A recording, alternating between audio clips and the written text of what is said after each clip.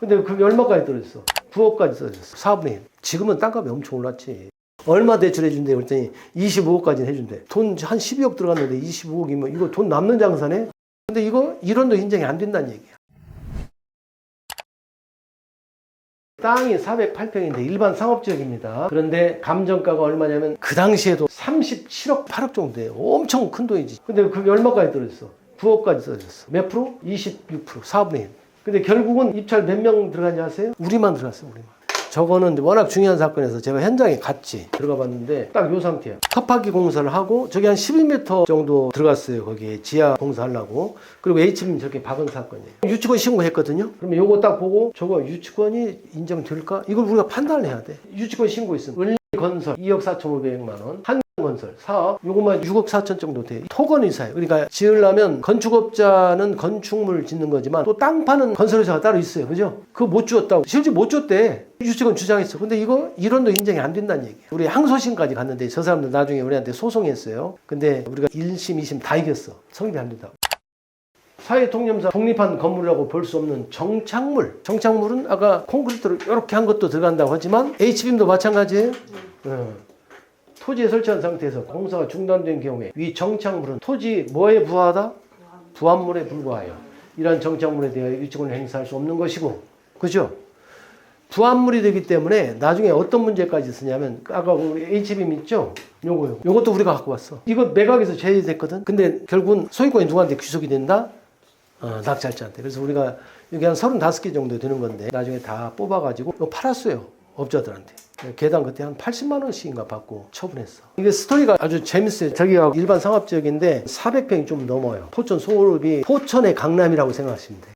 낙찰 받아서 결국 이제 저쪽에서 우리한테 소송했는데 소송에서 1심, 2심 다 이기고 어떤 것까지 얻어냈냐면 판결에서 걔네들이 이제 H빔이라도 우리 달라 이렇게 했거든. 근데 법원에서는 아까 그 말 있잖아.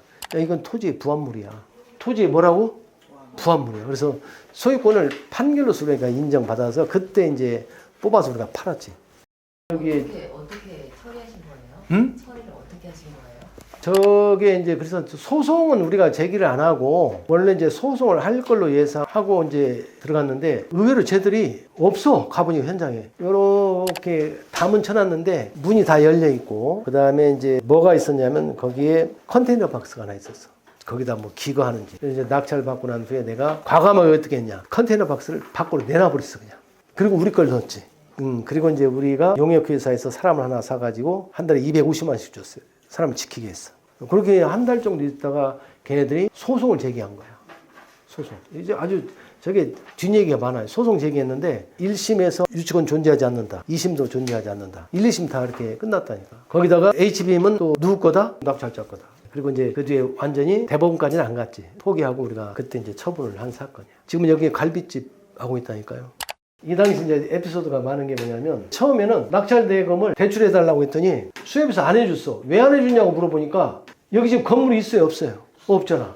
근데 건물 등기부가 살아있어. 여기 이렇게 보면. 그때 폐쇄 등기가 안 되고 보니까 여기 보니까 뭐 마을 회관 있는데요 이렇게 해가지고 안 해준 거야. 그래서 그 옛날 건물인데 근데 수협에서 퇴짜만 했어. 저거 늦게 할 수 있잖아. 근데 안 통해 이 수협에서. 희한하더라고. 근데 그래가지고 대출 모아서 이 사람이 돈 있는 사람이라 그 당시에 현금으로 싹 다 집어넣었지. 그리고 난 후에 저거를 한 11월쯤 되니까 수협에서 연락이 온 거야. 돈 내고 딱 다 처리하니까. 대출 좀 안 받으실래요? 이제 이 사람이 전화 온 거야. 저한테 자랑 삼아서. 교수님 막 수협에서 다시 이제 대출 받으라고. 그래서 얼마 대출해 준대? 그랬더니 25억까지는 해준대. 그러면 11억에 돈 한 12억 들어갔는데 25억이면 이거 돈 남는 장사네? 대출 받으세요. 네, 그래서 했더니 지금 당장 돈 쓸 일이 없고 괜히 이자 나간다고 해서 안 받겠다고. 그런 사연이 있었죠. 지금 포천에 크게 해요. 지금은 땅값이 엄청 올랐지. 그래서 포천이 좋아졌잖아요. 근데 지금 생각해도 이렇게까지 떨어져도 사람들이 좀 복잡하면 안 들어간다. 지하도 탔어요? 거기도? 12m나 팠다니까. 12. 예, 여기 물고기 나왔다니까. 아니, 그러니까 새로 낙찰자가. 아니 다 매립해 버렸어.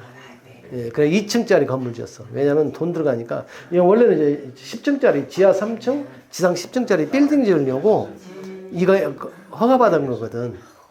예.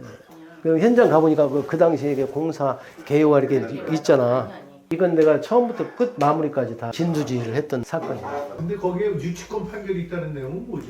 요거는 뭐냐면 상사유치권이에요. 이 박종주라는 사람이 요 3억이 상사유치권 주장했어. 근데 무변론 판결이 나서 떨어졌는데 그때만 해도 상사유치권에 관한 판례가 별로 그렇게 흔치를 않았어요. 그 우리 지난주에 그 공부했던 상사유치권 판례가 이 뒤에 나온 거야. 대법원 판례가. 그러니까 이때만 해도 하급심에서는 상사유치권 성립 요건도 안 돼. 그리고 또 인정이 된다 하더라도 대항을 못 해. 왜 대항 못 하냐? 선행 저당권 후에 상사유치권 발생했을 때는 낙찰할 때 대항 못 한다고 그랬죠. 근데 그 당시에는 그 판례가 없었어. 그래서 이제 제가 뭐라고 했냐면 점유도 안 하고 저 안 했어. 판결이 있다고 해서 유치권 인정되는 게 아니에요. 점유를 계속 유지를 해야지. 그래서 이제 한 1%의 가능성도 없지만 얘가 이제 그렇게 들고 나오면 뭐 그 부분이 어떻게 될지 모르겠고 그건 감안하자 했더니 아니 뭐 저 정도 떨어졌는데요. 뭐 해서 입찰을 했던 거고. 그 뒤에 가만히 있다가 한 달도 넘고 있다가 인부들 끌고 와가지고 우리 아까 그 저 용역 직원 한 명 두었다고 그랬죠. 걔를 쫓아내고 걔들이 점거한 거예요. 그래가지고 이제 경찰서에 신고해서 인부들 싹 몰아냈지. 이거 범죄예요. 걔들 무조건 쳐들어오면 건축물 침입죄야. 형사처벌 받을 수 있다니까. 유치권자 막 그런 식으로 끌어내 버리면. 그래서 이제 민사 사건이 아니다 보니까 경찰이 출동해가지고 싹 다 끄집어내고 내가 이제 경고문을 붙였지. 뭐라고 하냐면 여기 관계자 외 허락 없이 무단 침입했을 때는 형법 제1조에서 처벌받을 수 있다. 이렇게 해서 붙여놓으니까 그 뒤에는 안 왔어. 여기는 하나도 인정 안 됐던 거예요. 여기 이제 이런 사람들 종합 건축 사무소에서 설계 비용 같은 거 못 받았다고 했는데 요거는 이제 민사 유치권은 해당 사항이 아니고 상사 유치권은 해당 사항이 될 수 있을지언정 어차피 점유도 그냥 가서 지 맘대로 놀러 가서 하면 안 된다고 그랬지. 상행위를 4개로 해야 된다고 그랬지. 보통 이제 임대차 계약 체결해서 점유를 하는 게 일반화돼 있는데 그런 경우가 거의 없잖아. 그러다 보니까 뭐 상사 유치권 부분은 참고로 알아둘 필요는 있지만 실질상은 거의 그것 때문에 인정될 여지는 없다.